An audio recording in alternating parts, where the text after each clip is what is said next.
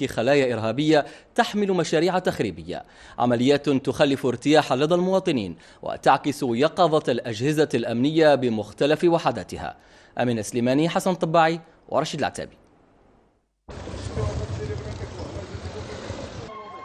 مرة أخرى تتأكد نجاعة وفعالية الأجهزة الأمنية الوطنية من خلال تفكيكها للخلايا التي يشبه في كونها إرهابية عبر التراب الوطني، ولتجسد بذلك حرص الأجهزة الأمنية وجهودها المتواصلة من أجل حماية المواطنين وممتلكاتهم في كل أرجاء المملكة. الساكنة المحلية والتي عاينت صباح اليوم عمليات التفكيك هاته أعربت عن ارتياحها العميق لمثل هذه التدخلات والتي تمت بدقة متناهية ومهنية عالية.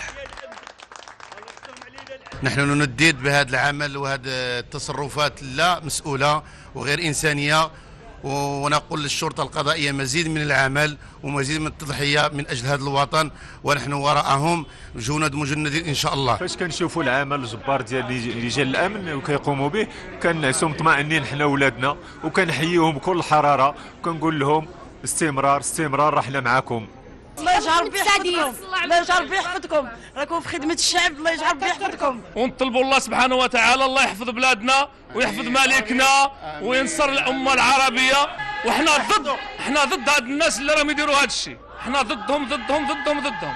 الحقيقة ما كناش نتوقعوا أن وجدة يوقع فيها هذه الكارثة، ولكن الحمد لله الإخوان والشعب وعاش الملك ورحنا كلشي مطمنين. تحية وطنية للناس ديال الأمن ديالنا على هذا العمل الجبار ديالهم من طنجة للكويرة كيحميوا أرض الوطن.